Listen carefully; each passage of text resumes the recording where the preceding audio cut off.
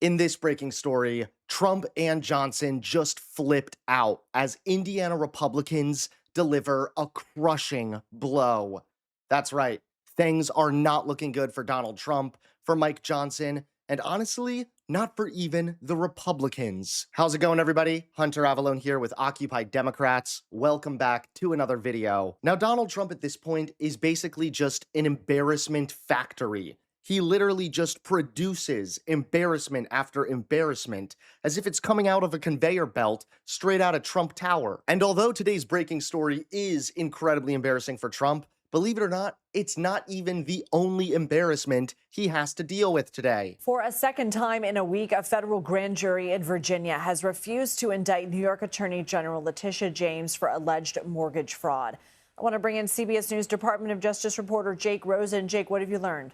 Well, that's right, Lindsay. We know that the Department of Justice presented to a grand jury in Alexandria, Virginia, right down the road from here, evidence of Letitia James' alleged wrongdoing in applying for mortgage loans back in 2020-2021 time today. And a grand jury, again, refused to indict her. We know that just last week, the Department of Justice attempted to do the same thing in Norfolk, Virginia, the Department of Justice is looking for different grand juries to potentially revive this case that currently kind of is straying in the wind.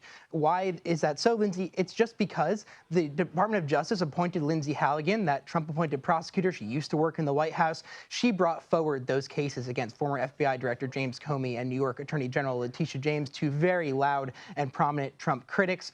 In James' case, she was accused of alleged mortgage fraud, and a federal judge ruled that Halligan's appointment was unlawful. And because Halligan alone presented that information to the grand jury, signed off on the indictment after it was voted on, that those indictments were fully null and void. And since then, the Department of Justice has not yet appealed that judge's ruling and instead has tried to find different grand juries here in Virginia to bring these cases forward again, and they have failed to do so for the second time. Yeah, that's incredibly embarrassing that Trump, no matter how much he's trying, he just cannot get an indictment against the people he doesn't like.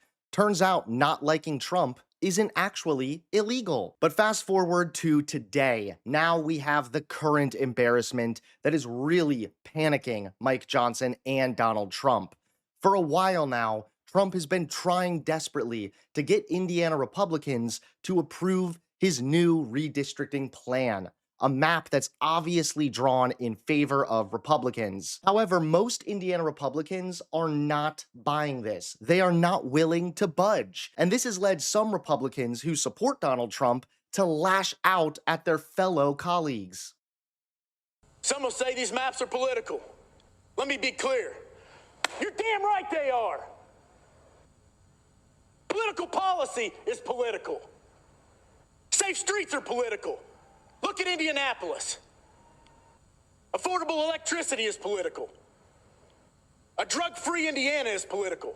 If drawing a map means that we'll continue to see a 93% drop in illegal immigration, then I'll sign it with a smile on my face.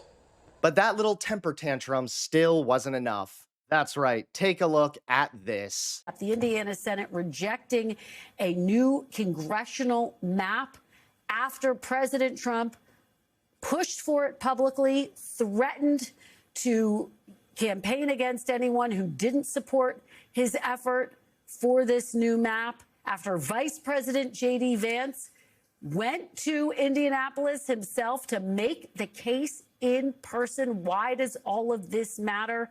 We are seeing a tit-for-tat race for redistricting in states all across the country. Of course, it started in Texas. That was the biggest battle where Republicans were successful in their effort to be able to redraw that state's map. They have won. The Supreme Court just handing them a victory. They could add up to 5 additional Republican seats. That prompting a counterpoint from California. California's Governor Gavin Newsom, of course, someone who has been talked about as a potential 2028 contender, backing an effort in California to redraw that state's map to find additional blue seats.